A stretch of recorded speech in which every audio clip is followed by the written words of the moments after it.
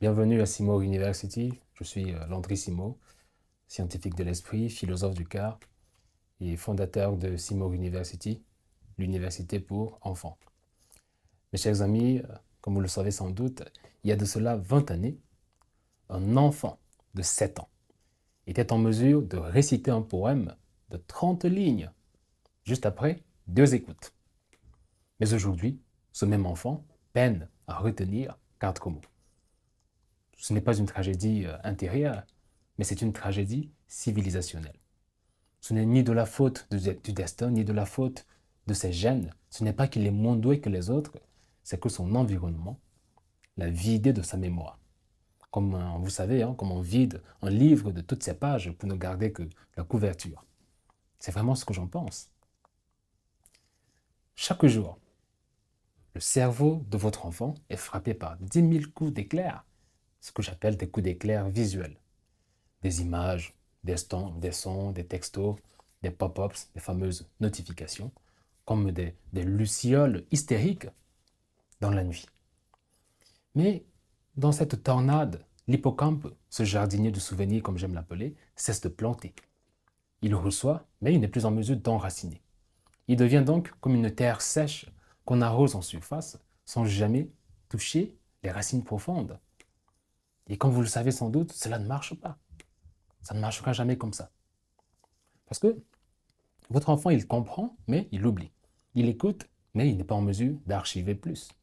Il lit, mais les mots s'échappent entre les lignes du temps. Et cela n'a rien d'accidentel.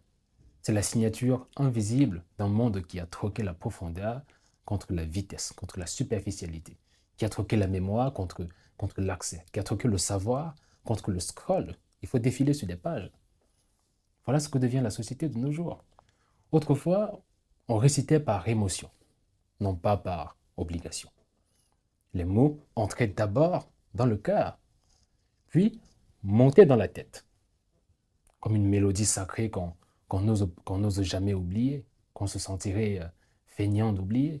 Et aujourd'hui, l'enfant avale, il zappe, il clique, il consomme, il n'attend plus, il parcourt. Et le cerveau est lassé de stocker ce qui n'a pas d'âme. Cesse donc de lutter pour retenir les informations. Voilà exactement ce qui se passe. On a désormais affaire à une mémoire USB, comme il me plaît souvent de l'appeler. Et ceci n'est pas une simple métaphore. Les études de Betsy Sparrow à l'Université Columbia ont révélé que si une information est sur Google, eh bien, l'enfant n'essaie même plus de s'en souvenir. Donc la mémoire humaine est devenue un périphérique externe.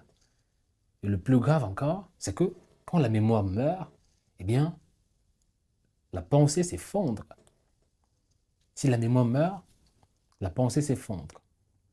Car, mes chers amis, mémoriser, ce n'est pas empiler les informations les unes sur les autres, c'est relier les informations, c'est créer des ponts, c'est créer des liens entre des idées, c'est planter des graines de cohérence, préparer le lit fertile de l'intuition, de l'imagination. La mémoire est le sol fertile dans lequel pousse la pensée.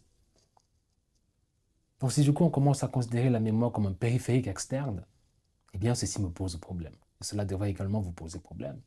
Mais alors, qu'est-ce que la mémoire réellement? Ce n'est ni un tiroir, ni un entrepôt, c'est un organisme vivant, un poème plastique, un écosystème de liens, d'entrelacements, d'émotions et de gestes. Elle obéit à 3 lois sacrées, 3 lois vraiment fondamentales. L'émotion, la répétition, la visualisation sensorielle. Voilà comment ça marche. Si vous activez ces leviers, vous avez une mémoire de génie. Car un enfant qui ressent retient davantage. L'amygdale cérébrale, qui est la sentinelle de l'émotion, signale à l'hippocampe, ceci est précieux, cette information est précieuse, garde-la. Alors, plutôt que de dire la synapse est une jonction, est la jonction entre 2 neurones, on dit la synapse est le baiser magique entre 2 neurones. Quand tu apprends, des millions de baisers illuminent ton cerveau. Et ceci, mes chers amis, l'enfant a du mal à l'oublier. C'est comme ça qu'on ancre des informations dans sa mémoire à long terme, dans son hippocampe. Mais ressentir ne suffira jamais. Il faut répéter. Pas répéter pour réciter, répéter pour revivre l'événement, répéter pour réactiver. Dans notre protocole d'ingénierie neurosémantique, chaque notion revient comme une mélodie qu'on fredonne différemment chaque jour. Un jour en chanson, un autre jour en défi, puis un autre jour en mémoire, en histoire. L'information devient familière, elle trouve refuge et donc elle s'enracine sans même que l'enfant n'ait besoin de faire le moindre effort. Mais pour que tout cela marche, pour que tout cela prenne sens, il faut une histoire. Car le cerveau ne mémorise pas les faits, il mémorise les quêtes.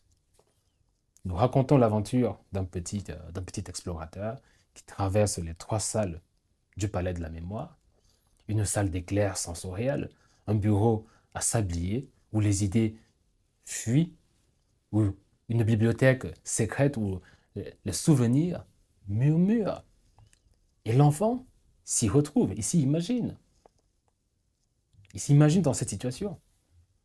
Et c'est comme ça que la mémoire est activée à son paroxysme.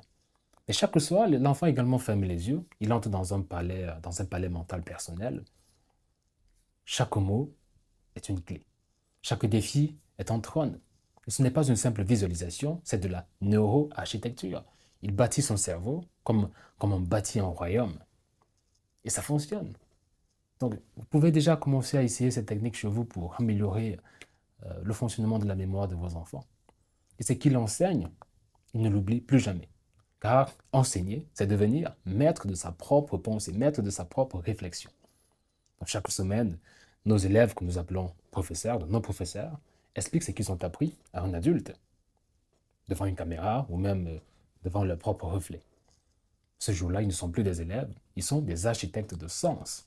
Ils fabriquent le sens, ils donnent du sens aux événements, aux informations qu'ils reçoivent en longueur de journée. Et si tu veux commencer dès ce soir, je t'offre un rituel très simple. 7 minutes pour redonner à ton enfant un cerveau de cristal. Il note 3 apprentissages du jour. Il crée une image ou même un geste pour chacun de ces apprentissages, j'en perds mon latin. Il les place dans son palais mental, dans une salle qu'il choisira lui-même. Et chaque soir, il retourne visiter ces salles et les souvenirs deviennent inoubliables. Je vous promets que ça marche. Vous pouvez l'essayer et vous me direz plus tard dans d'autres vidéos comment cela fonctionne. Si tu veux que ton enfant ait une mémoire prodigieuse, alors il ne sert à rien, mais alors absolument à rien, de le forcer à réciter. Mais fais-le voyager. Un souvenir n'est jamais perdu quand il a été créé, quand il a été ressenti avec intensité et surtout comme une révélation. Le cerveau de ton enfant, il est déjà prêt. Il attend juste de recevoir la bonne clé et cette clé, désormais, est à votre disposition à travers les techniques que je vous ai subtilement diffusées dans cette vidéo. Essayez-les à la maison et vous me direz dans les prochaines vidéos comment cela marche pour vous. Je vous dis merci et à bientôt.